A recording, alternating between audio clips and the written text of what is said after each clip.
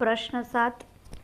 प्रसाद जी की चर्चित कहानी पुरस्कार का सारांश अपने शब्दों में लिखिए, अथवा पुरस्कार कहानी का कथासार लिखकर उसका उद्देश्य स्पष्ट कीजिए, अथवा पुरस्कार कहानी के आधार पर मधुलिका का चरित्र चित्रण कीजिए, अथवा पुरस्कार कहानी के आधार पर मधुलिका के प्रेम और कर्तव्य के संघर्ष का निरूपण कीजिए। जवाब: रूपरेखा 1 पूर्व भूमिका, 2 पुरस्कार का सारांश, 3 उद्देश्य, 4 मधुलिका का चरित्र चित्रण, 5 उपसंहार। 1 पूर्व भूमिका। पुरस्कार प्रसाद जी की भावपूर्ण ऐतिहासिक कहानी है। वह बहुचर्चित कहानी आकाशदीप के समान है। आकाशदीप कहानी की नायिका चंपा की तरह इस कहानी की नायिका मधुलिका के मन में भी कर्तव्य और प्रेम का संघर्ष चलता है। वह अपने कर्तव्य पथ पर अटल रहती है और प्रेम पथ की प्रवासिनी भी होती है। 2 पुरस्कार कहानी का सारांश। कौशल्य देश और उसकी प्राचीन परंपरा पर आधारित प्रसाद जी की पुरस्कार कहानी का प्रारंभ कौशल के कृषि महोत्सव से होता है। इस महोत्सव में मगध का राजकुमार अरुण भी सम्मिलित होता है। इस उत्सव में कौशल नरेश अपने दिवंगत सैनिक सिंह मंत्री की कन्या मधुलिका का खेत जोतते हैं और उसे कुछ सुवर्ण मुद्राएं पुरस्कार के रूप में प्रदान करते हैं। मधुलिका उन मुद्राओं को महाराज पर न्योछावर कर देती है। मगध का राजकुमार अरुण मधुलिका के साहस और सौंदर्य से मुग्ध हो जाता है। कहानी के मध्य भाग में हम देखते हैं कि राजकुमार अरुण मधुलिका से एकांत में मिलकर प्रणय निवेदन करता है, परंतु मधुलिका उसका स्वीकार नहीं करती। राजकुमार निराश होकर लौट जाता है। 3 वर्ष के पश्चात अरुण पुनः कौशल आता है और मधुलिका से कहता है कि अब वह राजकुमार नहीं बल्कि मगध का निर्वासित सैनिक है। मधुलिका उसका स्वागत करती है और उसका प्रेम प्रस्ताव स्वीकार करती है। अरुण अपनी प्रिया मधुलिका को कौशल की रानी बनाना चाहता है। वह श्रीवस्ती दुर्ग से आक्रमण करने की योजना बनाता है। उसके षड्यंत्र और आक्रमण का व्यूह देखकर मधुलिका के मन में स्वदेश प्रेम जाग उठता है। वह कौशल नरेश को अरुण के आक्रमण का संदेश भेजती है। कौशल नरेश अरुण को बंदी बना लेते हैं और प्रजा की इच्छानुसार उसे प्राण दंड की घोषणा करते हैं। इस चरम सीमा के साथ कहानी अंत की ओर मुड़ जाती है। मधुलिका के स्वदेश प्रेम से प्रसन्न होकर कौशल नरेश उसे पुरस्कार देना चाहते हैं। मधुलिका पुरस्कार पाना नहीं चाहती, परंतु महाराज के अत्यंत आग्रह करने पर वह मांगती है तो मुझे भी प्राण दंड मिले। इतना कहकर वह अरुण के पास चली जाती है। यही कहानी समाप्त हो जाती है। पुरस्कार कहानी के इस सारांश से स्पष्ट होता है कि यह एक भाव प्रधान कहानी है। इस कहानी का उद्देश्य मधुलिका के अंतर्द्वंद का आलेखन करना है। 3 पुरस्कार कहानी का उद्देश्य। पुरस्कार कहानी का उद्देश्य नारी मधुलिका के मन में चल रहे प्रेम और कर्तव्य के संघर्ष का निरूपण करना है। इस संघर्ष का परिचय हमें मधुलिका के चरित्र की विशेषताओं से मिलता है। 4 मधुलिका के चरित्र की विशेषताएं। मधुलिका पुरस्कार कहानी की नायिका है। वह भारत के प्राचीन राज्य कौशल्य की कृषक कन्या है। यह देवसेना अथवा ध्रुव स्वामिनी की तरह ऐतिहासिक चरित्र न होकर प्रसाद जी की कल्पना मूर्ति है। वह कौशल के प्रसिद्ध वीर पुरुष सिंह मंत्री की पुत्री है।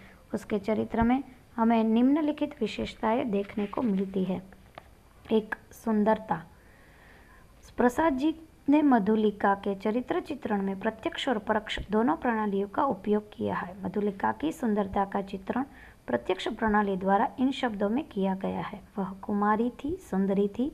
कौशेय वस्त्र उसके शरीर पर इधर उधर लहराता हुआ स्वयं शोभित हो रहा था। मगध का राजकुमार अरुण मधुलिका के इस सौंदर्य पर मुग्ध हो जाता है। उसके मुख से यह उद्गार निकल पड़ते हैं, आह कितना भला सौंदर्य, कितनी सरल चितवन। इस भोले सौंदर्य से आकृष्ट होकर अरुण मधुलिका के सम्मुख प्रणय प्रस्ताव करता है। 2 साहसिकता। मधुलिका सुंदरी और सुकुमारी होते हुए भी साहसिक है। कौशल के महाराज जब खेत का पुरस्कार प्रदान करते हैं तब वह उस पुरस्कार की स्वर्ण मुद्राएं महाराजा पर न्योछावर करके बिखेर देती है। कौशल के मंत्री जब क्रोधित होकर उसे राजकीय रक्षण का स्मरण दिलाते हैं तब वह कहती है, राजकीय रक्षण की अधिकारिणी तो सारी प्रजा है मंत्रीवर, महाराज को भूमि समर्पण करने में मेरा कोई विरोध न था और न है, किंतु मूल्य स्वीकार करना असंभव है। इस प्रकार पुरस्कार का अस्वीकार तथा मंत्री के सन्मुख निर्भीकता का प्रदर्शन मधुलिका की साहसता का परिणाम है। 3. भावुकता। मधुलिका एक साहसिक कृषक कन्या है, फिर भी वह भाव शून्य नहीं है।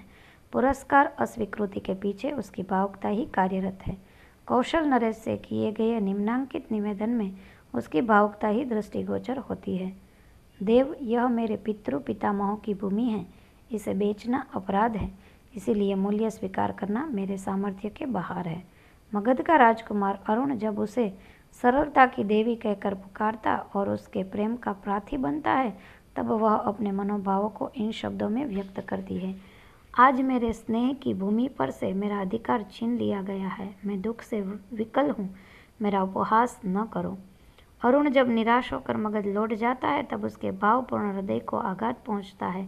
3 वर्ष के बाद जब वह मगध का विद्रोही निर्वासित बनकर पुनः उसके पास आता है, वह उसका सहर्ष स्वागत करती है। उसके प्रेम भाव में डूबकर अपना कर्तव्य भी कुछ समय के लिए भूल जाती है। 4. परिश्रमशीलता। मधुलिका एक कृषक कन्या है, इसलिए परिश्रम उसके जीवन का अभिन्न अंग है।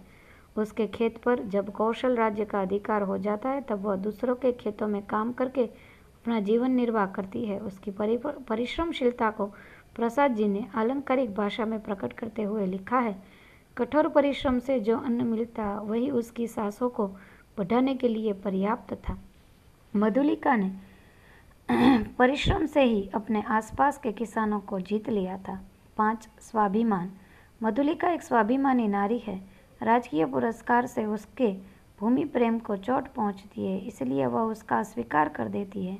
मगध का राजकुमार अरुण जब उसके अनुग्रह की प्रार्थना करता है, तब उसका स्वाभिमान जाग उठता है। वह उत्तर देती है, राजकुमार, मैं कृषक बालिका हूँ, आप नंदन विहारी और मैं पृथ्वी पर परिश्रम करके जीने वाली। हम देखते हैं कि यह स्वाभिमानी कृषक बालिका मगध के राजकुमार का प्रेम प्रस्ताव भी अमान्य कर देती है। 6. स्वदेश भक्ति। मधुलिका एक देश सेविका है। उनके मन में अपने राष्ट्र कौशल के प्रति अपार आदर है। राजकुमार अरुण जब उसे कौशल नरेश द्वारा छीनी गई भूमि वापस दिलाने की बात करता है, तब वह तुरंत बोल उठती है, नहीं, यह कौशल्य का राष्ट्रीय नियम है, मैं उसे बदलना नहीं चाहती, चाहे उससे मुझे कितना भी दुख हो। इस प्रकार अरुण जब कौशल पर आक्रमण करने जा रहा है, तब स्वदेश भक्ति से प्रेरित होकर कौशलाधिपति को आक्रमण की सूचना देने दौड़ जाती है।